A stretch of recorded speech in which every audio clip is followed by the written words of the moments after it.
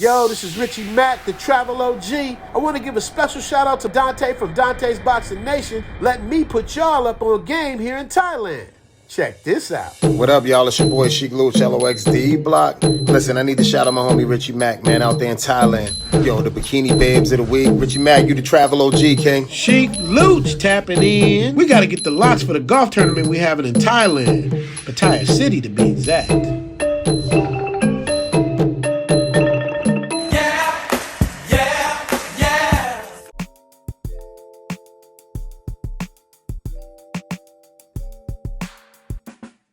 Hi, it's Winnie. You're watching Dontaes Boxing Nation.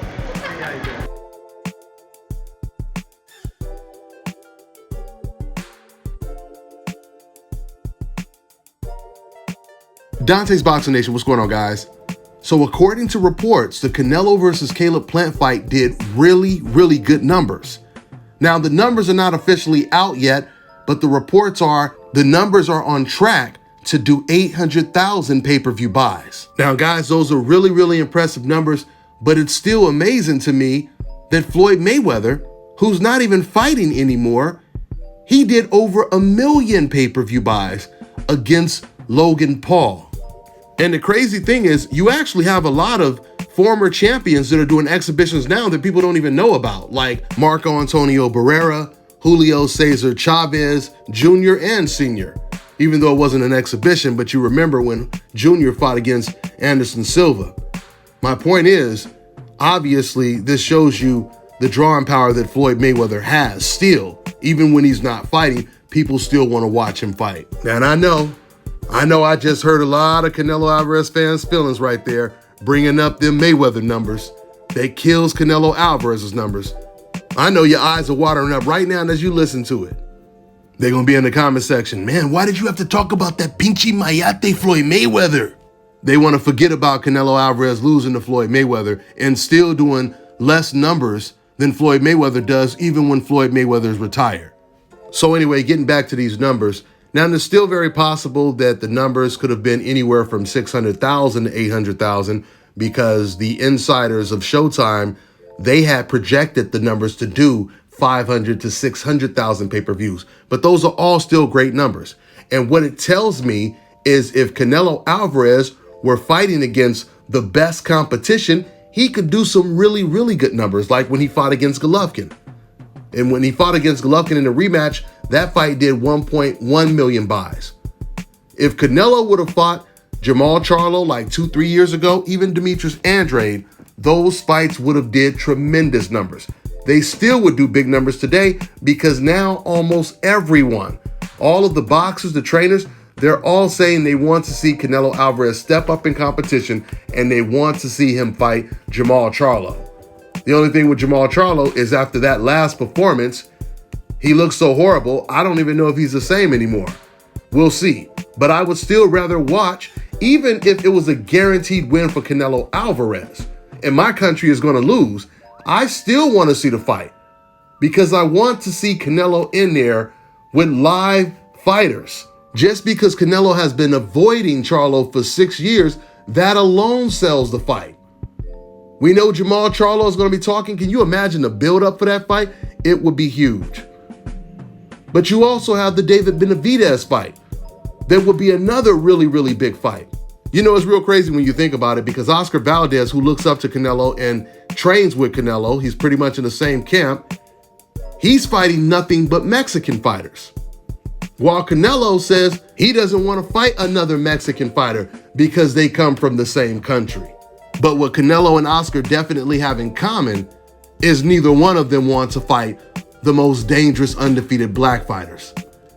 Listen, guys, I've already told you I think Canelo Alvarez would be a complete fool not to take advantage of the situation and fight Jamal Charlo right now when he's coming off of his weakest performance, his worst performance. Canelo would be a fool not to take the fight right now. It would seem that he would be thinking that Charlo is perfect for the taking.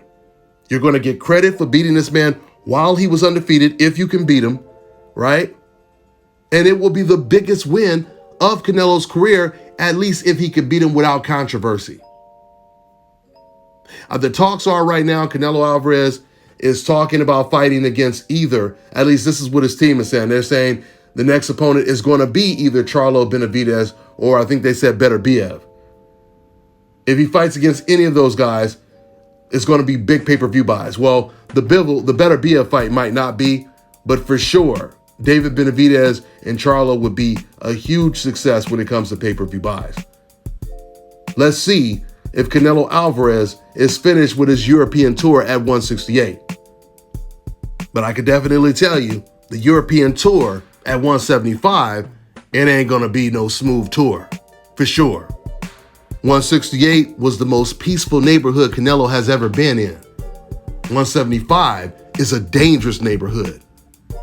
So let's see if Canelo ever decides to campaign at 175. Not just move up to 175, fight the weakest guy there, and then come back down like he did with Kovalev, but campaign there. For those of you guys who say Canelo is trying to do the same things that Floyd Mayweather did, remember, Floyd moved up 5 weight classes. Floyd fighting at 147 is equivalent to Canelo fighting at cruiserweight, where you're fighting against guys that are naturally 15 to 20 pounds bigger than you. Not only can match your power, but they have more power than you. So now you have to really rely on your skill set and your defense. You have to be perfect for 12 rounds or however long the fight lasts. That's the situation that Floyd was in at 147. And that's almost the situation that Canelo would be in if he campaigned at 175. Let's see what he decides to do. That's all I got for now, guys. I'm on to the next.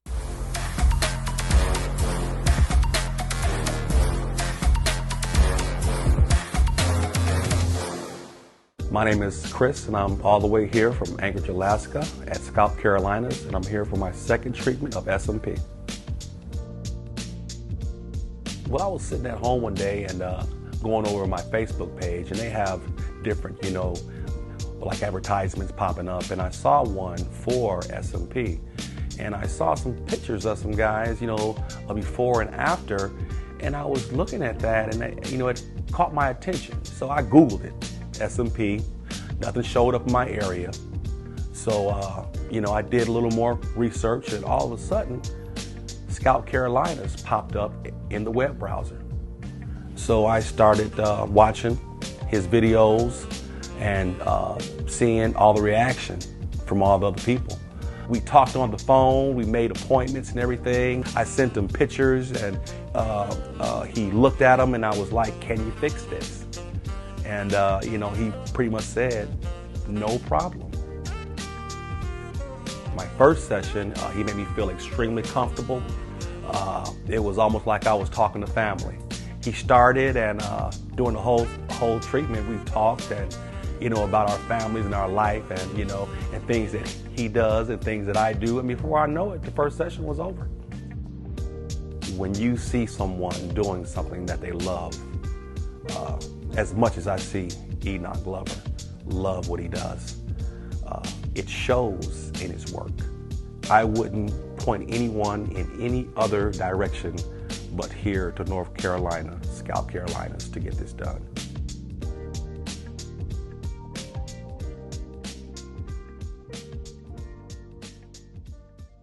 All right, now check this out, guys. If you're looking to repair eczema scars, burns and bruises, dark spots and blemishes, then this right here is the perfect product for you guys. It's called LO Key Face and Body Oil. Athletes and top-ranking boxers, they're also using it after training to reduce swelling, inflammation, and to ease the pain. So get yours today. Go to LODkey.com, like them on Facebook, and follow them on Instagram.